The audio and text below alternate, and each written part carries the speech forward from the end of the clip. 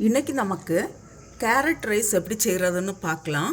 அதுக்கு நான் 3 கேரட் எடுத்துருக்கிறேன். இதை துருவி எடுக்கணும். 2 மீடியம் சைஸ் வெங்காயம், கொஞ்சம் கருவேப்பிலை, கொஞ்சம் கொத்தமல்லி இலை, ஒரு 10 பல்லு பூண்டு, இதை இடிச்செடுக்கணும்.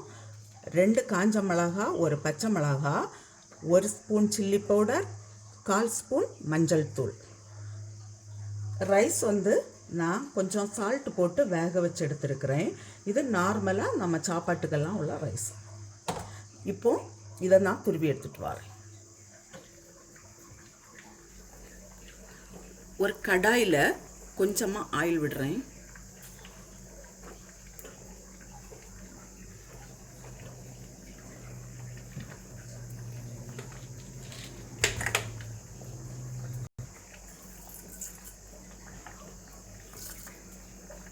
கடுகு,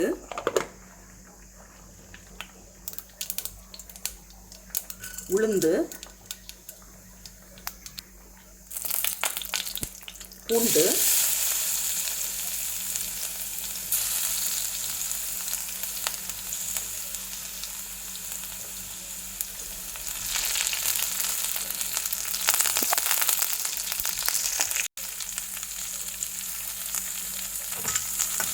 இப்போ இந்த வெங்காயம் கொஞ்சம் வதங்கட்டும்.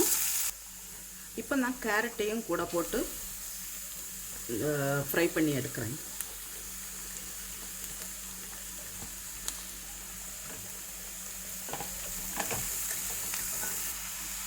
இப்போ இதுக்கு தேவையான அளவு சால்ட்டு நான் ஏற்கனவே ரைஸுக்கு போட்டிருக்கேன், அதனால இதுக்கு மாத்திரம் போடுறேன்.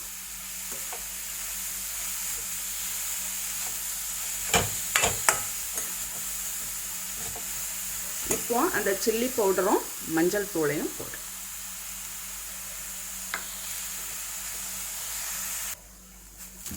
இது கேரட் வெந்தாச்சு. நான் இப்போ ரைஸை போட்டு மிக்ஸ் பண்ணுறேன்.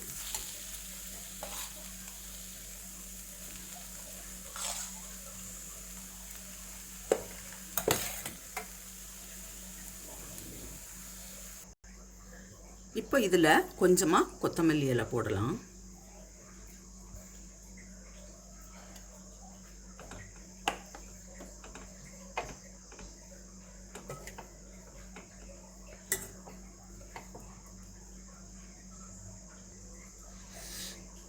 இது இப்போ கேரட் ரைஸ் ஆயிடுச்சு. நான் ஸ்டவ் ஆஃப் பண்ணுறேன். ஒரு ஆரோக்கியமான கேரட் சாதம் ரெடியாக இருக்குது. இதே போல் இதே அளவுகளோடு நீங்களும் செய்து பாருங்கள். செய்து பார்த்து உங்களுடைய கருத்துக்களை தெரிவிங்க. உங்களுக்கு இந்த சமையல் பிடிச்சிருக்குன்னா சப்ஸ்கிரைப் பண்ணுங்கள். உங்களுடைய ஃப்ரெண்ட்ஸுக்கெல்லாம் ஷேர் பண்ணுங்கள்.